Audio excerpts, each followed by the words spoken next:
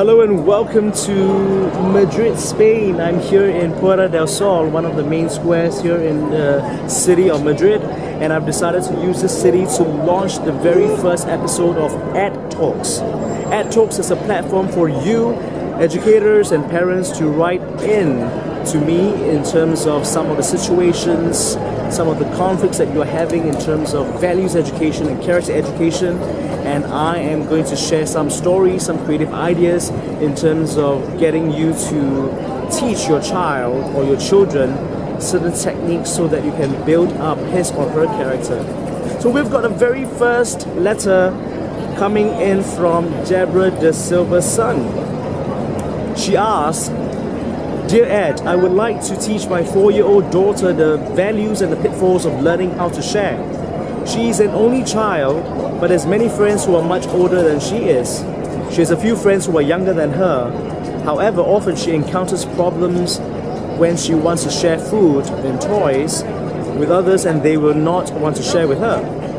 She's both a boisterous yet gentle little girl, and sometimes she finds it difficult to understand why another child isn't sharing their things with her while she's being taught and instructed by me to share." Thank you, Deborah, for writing in with this question. It seems like it is a very puzzling situation for you because you don't want your daughter to be receiving mixed messages. You are teaching her to share, and yet at the same time, her friends are not really sharing things with her. So in my book, Tango with Giants, Stepmother, and the Big Bad Wolf, I will be highlighting a more complete system where you can inculcate values and characters in a more systematic way. But for now, I'm just going to share 2 tips with you. The first tip is that you are recognizing the possible clash in value systems between you and the community that you are in. I am not familiar with your culture or where you are from, which city you're from at the moment, but maybe there is a possible clash in cultural values. Let me give you an example. Punctuality is something that I cherish quite deeply as an Asian coming from Singapore. You know, so if there is a lecture, if there is a class happening at 10 o'clock, I would be there usually by 9:45.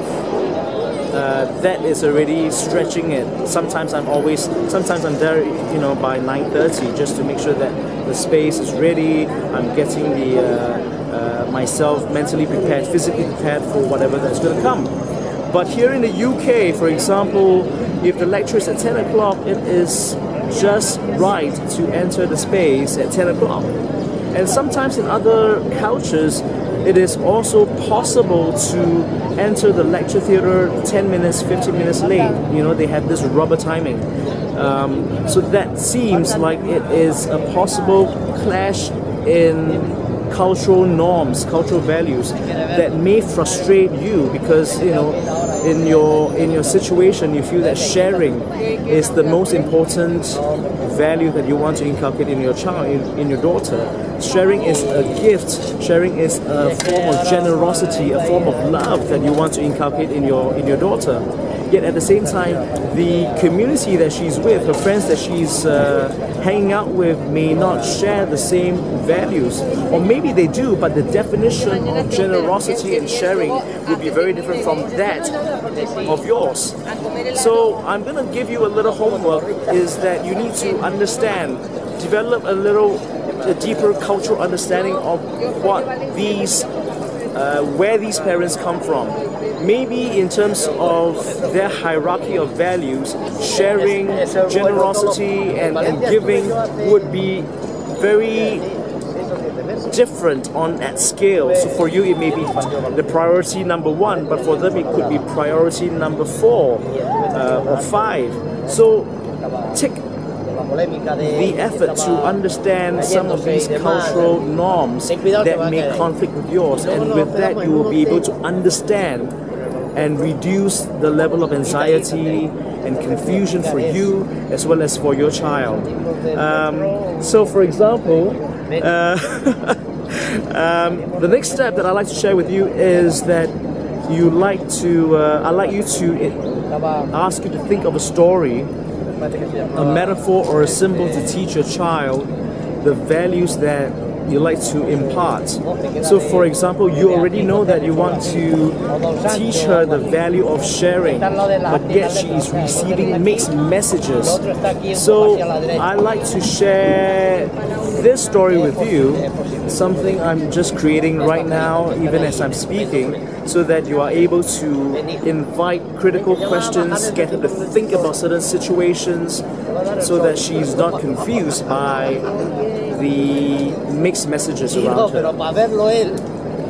So I might, at this point in time, go back to the studio and create a storyboard to create a story. And using that story, you can invite your daughter to think and reflect on some of the situations and questions and character ideas around the story, so that she's able to relate it back to her situation. Alright, so the story goes like this, right? So once upon a time there were two sons, right? We have Sunny Boy and Sunny Girl.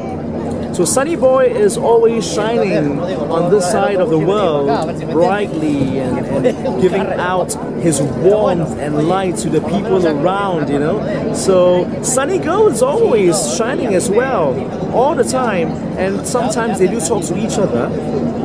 And once in a while, Sunny Girl gets a little upset because sometimes the clouds cover her light. Sometimes it gets rainy, and she feels that, hey, you know, you are blocking my sun. Why are you taking away the sunlight from me? And at the same time, she notices that sometimes people are always rushing into buildings to avoid her sunlight, or some people are always holding on to umbrellas to shield themselves from her sunlight, and she gets really worried. It's like, hey, am I doing something wrong? I am here giving out life, giving out warmth, giving out sunlight, sunshine, and I'm happy doing so. And yet there are people who are out there avoiding my sunlight. So she gets really upset, and she turned to Sunny Boy and asked, hey, Sunny Boy, why are you always so cheerful? You know, don't you see the people avoiding your sun? Don't you see that there are, you know, clouds blocking your sunlight? And Sunny Boy turned to her and said, you know, girl, it doesn't matter to me, because I give what I know best. I give because I shine, regardless of rain, regardless of what the people are doing. I shine, and I know that with my lights, plants start to grow, people start to enjoy a little bit of warmth, and I bring cheer to those who enjoy my sunlight. You know, so keep shining wherever you are.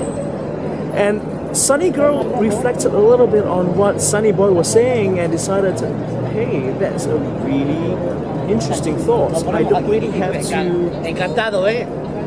really have to be affected by the responses of the people around me, because I just give whatever that I know best. I do not need some form of reciprocation. I do not need to have expectations. And so Sunny Girl put on a smile and kept on shining brightly, kept on shining, loving, generously giving and sharing her warmth to the world. The end. So I hope you enjoyed the story. As you can see, I'm using this story to give your daughter some connection to a situation. And of course, at this point in time, you can also ask your daughter, you know, do you want to be Sunny Boy or Sunny Girl? And you know, you can question her, let her think about some of the things that Sunny Girl might be doing, some of the things that Sunny Boy might be doing. Do a little bit of contrast and comparison to let her think about certain things. And with the level of cognition and understanding, you are able to cement certain values that that are important to you. So I hope this video is good, and do feedback to me on how your daughter is coping in terms of sharing, and I'll see you in the next episode. Take care.